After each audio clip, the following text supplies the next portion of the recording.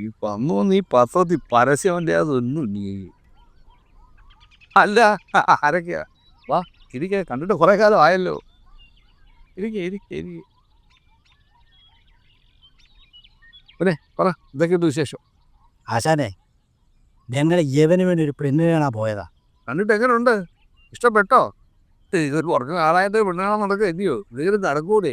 ഉള്ളത് പറയാലോ ആശാനെ, എല്ലാ ഞായറാഴ്ചയും ഡെയിലി കൊത്താറുള്ളതായി. ആ ബ്രോക്കർ ശശിയെ സമ്മതിക്കൊക്കെ ചുരുങ്ങിയ 2 പേരെങ്കിലും ആഴ്ചോറും കൊണ്ട് പെണ്ണാണ്. അല്ല അതിനിപ്പോ എന്താ തടസ്സം? തടസ്സമൊന്നുമില്ല ആശാനെ, ഇവന് പെണ്ണിനെ പിടിക്കുന്നു, ആ പെണ്ണിനെ അവനെ പിടിക്കൂല, അത് തന്നെ തടസ്സം. എനിക്ക് പെണ്ണിനെ ഇഷ്ടപ്പെടണ്ടേ? കാര്യം വേണം ആശാനെ, ഏതോ സീരിയല് നരിയെ കണ്ട് അതുപോലൊക്കെ വേണമെന്നാ ഇവൻ ഇല്ലേ, ഇങ്ങനെ സൗന്ദര്യബോധം പോലെ ആശാനൊന്ന് പറഞ്ഞ് മനസ്സിലാക്കിയ. അവന് പ്രായമതേ ഇല്ലയോ? അല്ല കൊച്ചനെ, ഈ സൗന്ദര്യമുള്ള പെണ്ണിനെ പ്രണയിക്കാനേ കൊള്ളാം. അത് ജീവിതത്തിലേക്ക് കൊണ്ടുവരിക എന്ന് പറഞ്ഞാൽ അല്പം ബുദ്ധിമുട്ടുള്ള കാര്യമാണ്. പിന്നെ അവൾക്കൊരു സൗന്ദര്യമുണ്ട് എന്നൊരു തോന്നലുണ്ടെന്നുണ്ടെങ്കിൽ ഇത് കാര്യം കഷ്ടമാണ്.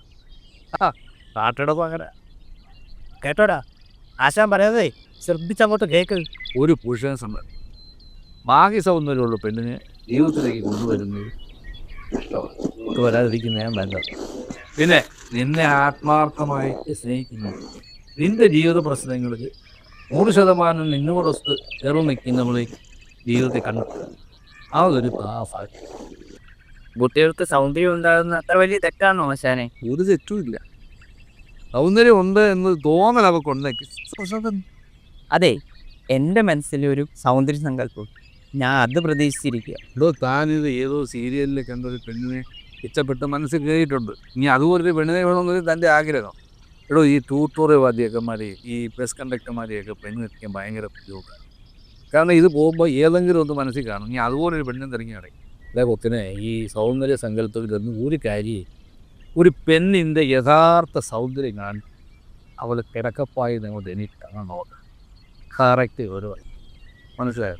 അത് സത്യം ആശാൻ, എനിക്കും അങ്ങനെ തോന്നിയിട്ടുണ്ട്. എടാ കൊച്ചനെ മനസ്സിലായോ? ഈ എല്ലാ ഞായറാഴ്ചയും പെണ്ണ് കാണാൻ പോകാൻ നടക്കാതെ ഏതെങ്കിലും ഒരു പാവപ്പെട്ട കൊച്ചിനെയും കല്യാണം കഴിച്ച് സമാധാനമായിട്ട് ജീവിക്കാൻ നോക്കൂ, ഇല്ലേ സാറാ?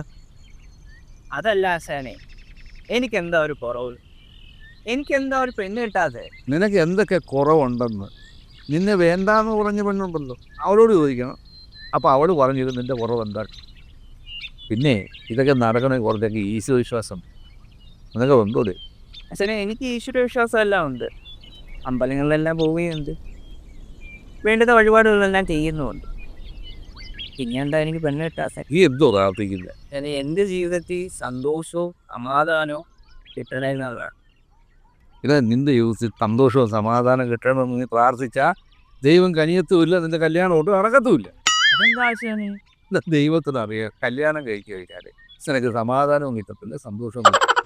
പിന്നെ ഒരു കാര്യം നീ ദൈവത്തോട് പ്രാർത്ഥിക്കേണ്ട, ദൈവമേ എൻ്റെ കല്യാണം എത്രയും പെട്ടെന്ന് നടത്തി തരണേ എന്ന് മാത്രം പ്രാർത്ഥിക്കാം. മനസ്സിലായോ? പെണ്ണ് കെട്ടാത്തവന് കെട്ടിപ്പോടാൻ വയ്യ, കെട്ടി ഒഴിയോളാൻ വയ്യ. ഒരു പെണ്ണ് കേട്ടാൽ ധൃതി ആശാനെ. അത് നീ എന്തിനാണ് ധൃതിപ്പെടുന്നത്? ഇവിടെ ഈ ഓടുന്ന ബസ്സിൻ്റെ പുറകെ ഈ പെണ്ണിൻ്റെ പുറകെയും നമ്മൾ ഓടാതിരിക്കുന്നതാണ് നല്ലത്. നമുക്ക് കുറച്ച് കഴിയുമ്പം നമുക്ക് പോകേണ്ട സ്ഥലത്തേക്ക് വേറെ ബസ് വരും, അതുപോലെ തന്നെ പെണ്ണു. ഇതല്ലെങ്കിൽ വേറെ ഒരെണ്ണം. ആശാനെ, എനിക്ക് പെണ്ണ് കെട്ടണം, എനിക്ക് ആശാൻ്റെ ഉപദേശം. അത് നല്ല കാര്യമായിട്ട് നമ്മൾ കെട്ടിക്കൊണ്ടുവരുന്ന പെണ്ണും നമ്മുടെ തലയിൽ വയ്ക്കുന്ന ഹെൽമെറ്റും ഒരുപോലെ അത് തലയെ കയറ്റി നശിച്ചുകൊണ്ട് നടന്നാൽ നമ്മുടെ ജീവിതവും സുരക്ഷിതമായിരിക്കും, നമ്മുടെ തലയും സുരക്ഷിതമായിരിക്കും. മനസ്സിലായോ?